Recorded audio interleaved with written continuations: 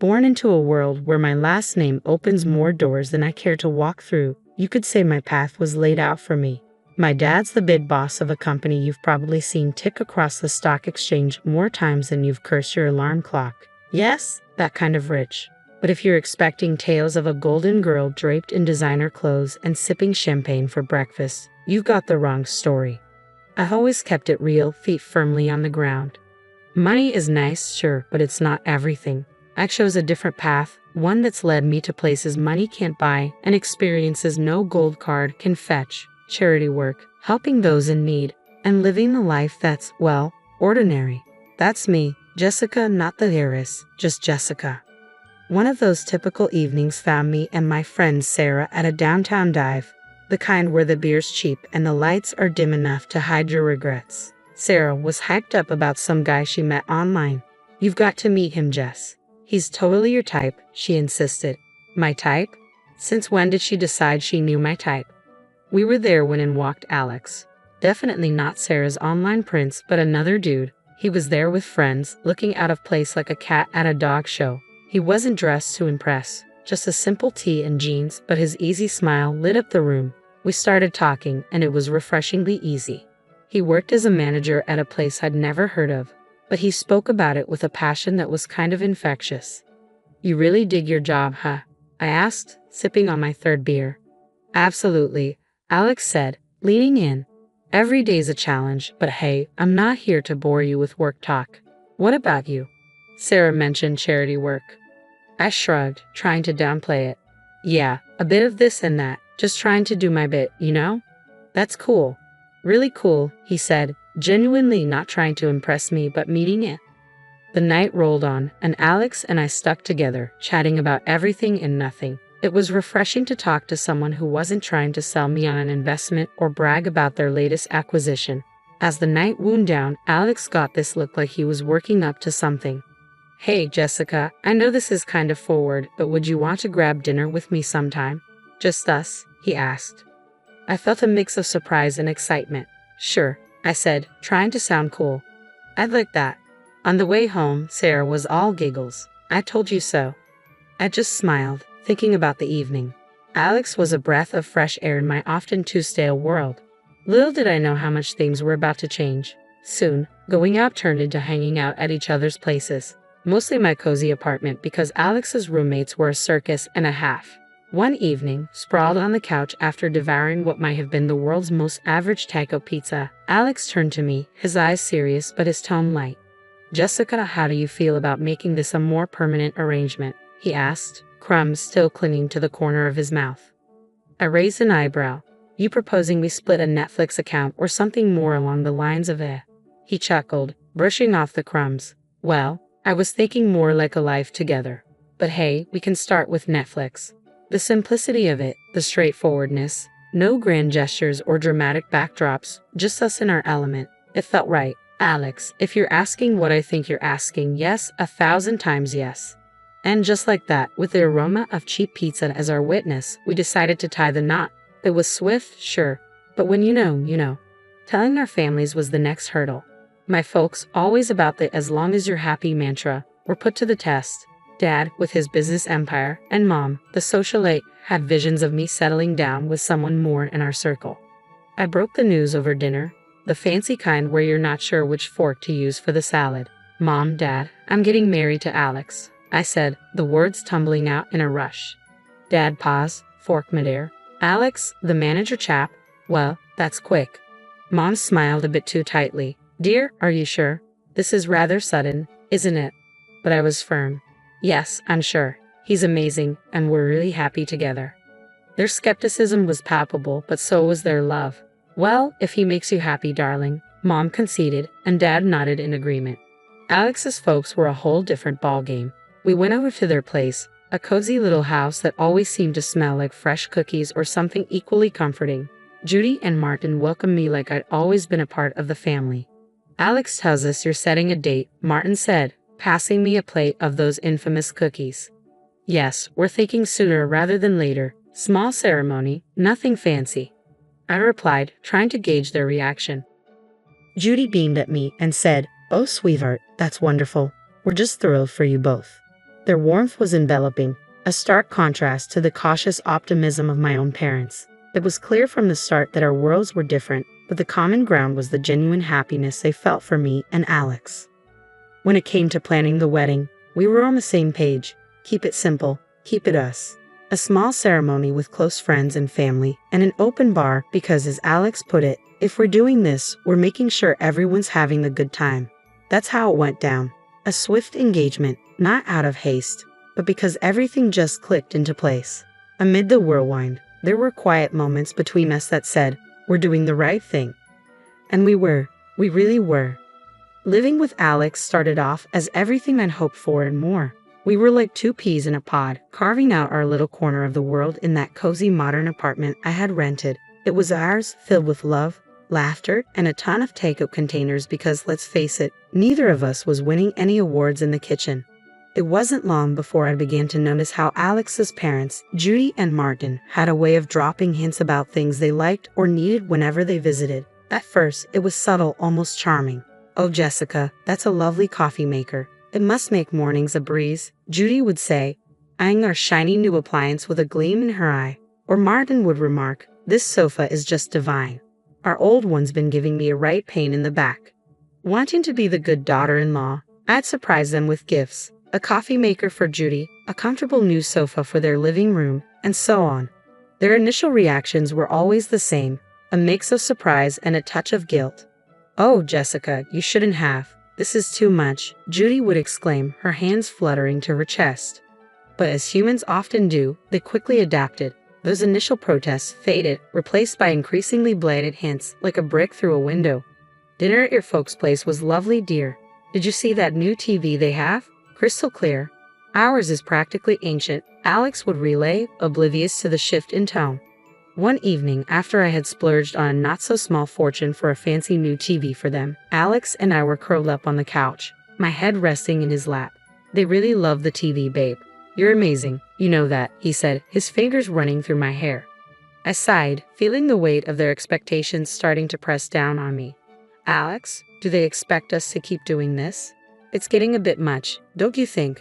He paused, his hand halting mid-stroke. "What do you mean? They're just happy, that's all." "Happy or taking advantage?" I pushed back, sitting up to look at him. "It feels like we're their personal shopping service." Alex looked taken aback, his brow furrowing. "They're not like that, Jess. They're just not used to nice things, that's all."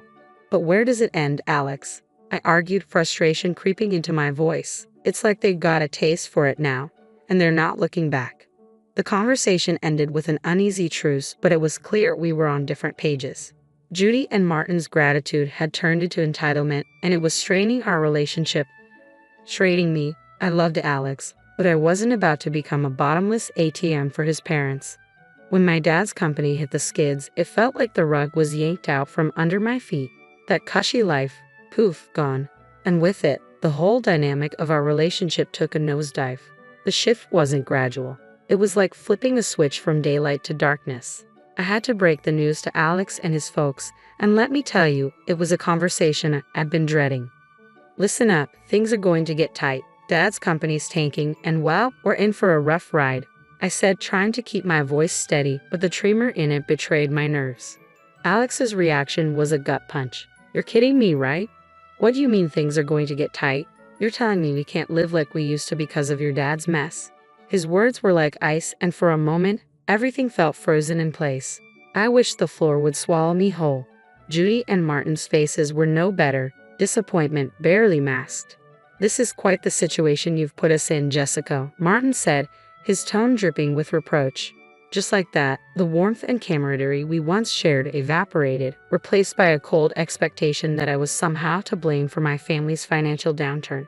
Moving in with them was dressed up as a temporary solution, but our once independent life was swapped for a guest room that felt more like a cell in a house where we were clearly seen as a nuisance. The atmosphere was charged with tension, each day a reminder of how I'd somehow failed them. "We're cutting back on everything because of this," Judy would remind me sharply as she served dinner, which was a far cry from the lavish meals we used to enjoy. Martin was always quick with a comment on saving costs. "Make sure those lights are off. We're not running a charity here," he'd say. But Alex was the hardest to bear. The man I had married seemed to have vanished, replaced by someone who saw me as a letdown. Can't you do something? Talk to your dad. It's like you don't even care that we're living like this, he'd snap, anger flaring over the smallest things. Our conversations, once easy and filled with future plans, had become minefields. Every word I said felt like a potential trigger for another outburst. I thought marrying you meant security, not this. This struggle, he'd throw at me during arguments, his words slicing through me. It was clear we weren't just dealing with financial stress. This was a test of our relationship, a revelation of true colors under pressure. I was stuck in the middle, battling disillusionment from my husband and his parents while grappling with my own sense of failure. Judy's birthday dinner was supposed to be a cozy family affair at an upscale restaurant, a break from the constant tension. Instead, it turned into the showdown of a lifetime. I should have seen it coming, given how things had been going at their place. We were all seated, menus in hand, and I was doing my best to keep the peace and blend into the background. That plan was obliterated the moment the orders started flying. Alex, with a grin that made my skin crawl, said, "Let's get the steak and lobster for us," shooting me a look that was equal parts smug and cruel. Jessica can stick with the soup of the day. Got to save where we can, right? The table erupted in laughter like he'd just delivered the best joke they'd ever heard. Judy chimed in, "Absolutely can't have Jessica overspending now, can we?" I felt a surge of heat, pure fury, not embarrassment. "Really? Soup? Is this some kind of sick joke?" My voice was sharper than I'd intended. "Oh, come on, Jessica, it's just a bit of fun," Alex said, his smirk still firmly in place. That was when I lost it. Fun. This is your idea of fun. When the chips are down, you just show how petty you really are. I can't believe I fell for your act. The entire restaurant went silent, all eyes on us. I didn't sit back down. Keep your fancy dishes and pathetic jokes. I'm out. I stood up so abruptly that my chair nearly toppled over, the noise echoing and drawing more attention. Alex reached out, trying to play peacemaker. "Jessica, don't. Let's not make this a scene." "A scene? You think I care about making a scene after that stunt? This is about respect, something you clearly have none of." I yanked my arm free and headed for the exit, the weight of their stares heavy on my back. Stepping out into the night felt like breaking out of prison. My phone was blowing up. Alex, no doubt, trying to do damage control. I ignored the buzzing of my phone, my mind made up. I drove back to their place, a storm of emotions brewing inside me. How had things soared so quickly? Alex and I had been a team, or so I thought. That dinner had been a slap in the face, a wake-up call I couldn't ignore. Back at the house, I packed my bags with a speed fueled by frustration. Each folded shirt felt like a reminder of the life I was leaving behind. It wasn't just about leaving a place, it was about walking away from a relationship that had shown its true colors. I turned off my phone, cutting off the barrage of messages. The silence that followed was eerie, but welcome. That night wasn't just the end of a disastrous dinner. It marked the closing of a chapter I had no interest in revisiting. After the chaos of Judy's birthday dinner, I found myself driving to my parents' house. The night was quiet, a stark contrast to the storm raging inside me. By the time I pulled into their driveway, my decision was clear. I needed sanctuary, but more than that, I needed advice, something only my dad could offer. Walking into the house, the familiar surroundings were both comforting and jarring. Mom was asleep, but Dad was in his study, surrounded by papers that seemed less important the moment I walked in. "Jessica, what are you doing here at this hour? Is everything okay?" he asked, standing up with a look of concern. I took a deep breath and let the events of the evening pour out in a flood. I told him about the dinner, about Alex and his parents, and how I felt reduced to nothing more than a source of income for them. Dad listened in silence, his expression hardening with every word. When I finished, he sighed, a sound heavy with years of experience and a hint of sorrow. "Jessica, I saw this coming. I just hoped I was wrong," he said, his voice steady but filled with empathy. "How could I have been so blind, Dad? I thought Alex and I were different," I said, feeling the weight of my naivety. He walked over and put an arm around my shoulders. "You wanted to see the best in him, in them. There's no fault in that. But people show their true colors in tough times. It's a hard lesson, but an important one." I nodded, letting the reality of Dad's words sink in. "But what do I do now?" I asked. "I can't go back there." You'll stay here for now, he said, his confidence a steadying force for my frayed nerves. As for the rest, we'll figure it out together. Then he dropped a bombshell that took me by surprise. You know, the company situation isn't as dire as it seems. We're actually on the verge of a breakthrough. It was all a strategic move to weed out the opportunists. I stared at him, stunned. So you mean to say we're not broke? He chuckled, a sound that was part relief, part amusement. Far from it. But it was crucial to see who would stick around when times got tough. Unfortunately, Alex and his family revealed their true colors. The revelation was overwhelming. My anger toward Alex and his parents was now tinged with a sense of vindication. They had shown their true motives, freeing me from a future of manipulation and deceit. Dad, I don't know whether to be relieved or furious, I admitted, my emotions in turmoil. Both is okay, he said, grounding me. But remember, this experience has taught you something invaluable about people and their intentions. Use it. Learn from it. The next day, walking up to Judy and Martin's house felt like heading into the lion's den. I was braced for a confrontation, but nothing could have prepared me for the cold reception I received. Alex was there, divorce papers in hand, with a look of triumphant disdain. Here you go. Let's get this over with, he said, practically shoving the papers at me. His parents loomed behind him, barely containing their glee at finally ridiculing the freeloader. Judy snickered while Martin nodded in agreement, a smug smile plastered on his face. Alex joined in. Turns out you're just an ordinary dummy without your daddy's money. Thought you'd cry, but guess what? We don't need a tearful mess around here. Their words stung, but not in the way they had hoped. I felt a bizarre mix of anger and liberation. I looked at the papers, then at them, and without a word, signed where needed. Their smiles widened, thinking they had won, but I had the last laugh. I pulled out a newspaper from my bag and slapped it down on a table with more force than necessary. Thought you might find this interesting, I said, my voice dripping with unrestrained satisfaction. The headline screamed about my dad's company making a monumental comeback, profits soaring higher than ever. Watching their faces drain of color was a sight I'd pay to see again. Judy and Martin's smugness vanished, replaced by shock and then desperation. Alex's arrogance crumbled, leaving him looking like a child who'd just lost his favorite toy. Judy suddenly switched gears, stepping toward me with arms wide open. Oh, my sweet girl, it's all a big misunderstanding. Let's hug it out. Martin, ever the opportunist, chimed in. Let's not rush things. Sit down, have a coffee, and we can talk this through. And Alex. Oh, Alex. Was the picture of regret. I was wrong, I said, a hint of incredulity in my voice. Okay, we can fix this. I want to make everything right. Please. Their sudden change of heart was almost comical. Almost. I couldn't help but laugh, a deep, hearty sound that felt surprisingly cleansing. You three are something else, you know that. But here's a news flash for you. I'm done. I'm done with the lies, the manipulation, and the so-called family that only values me for my bank account. I turned to leave, their protests and pleas fading into the background. They called after me, desperation and disbelief lacing their voices, but I didn't look back, not this time. After the spectacle at Judy and Martin's house, I was finished, not just with them, but with the whole sorry saga that had become my life. I needed a fresh start, a clean slate.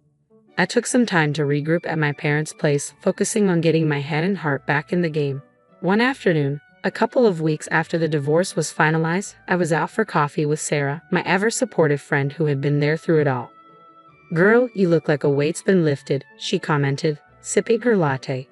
I laughed, feeling lighter than I had in months. You have no idea. It's like I can finally breathe again. Sarah leaned in, her expression turning serious. So what's next for you, Jess? You've got a clean slate now. I stirred my coffee absent-mindedly, contemplating. I'm not sure, but I'm excited to find out. Maybe I'll travel, pick up some of the charity work I had to put on hold. As for love, I paused, giving her a rueful smile. I think I'll give that a miss for a while.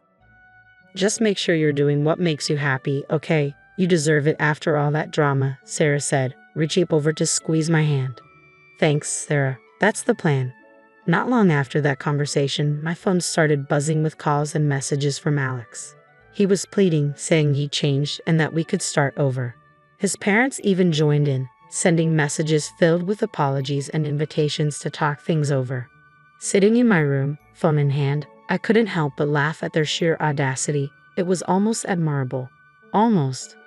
I typed out a response I'd been mulling over for days. Moving on means moving forward, not going back to what broke you. I wish you all the best, but this is where our path ends for good. Take care.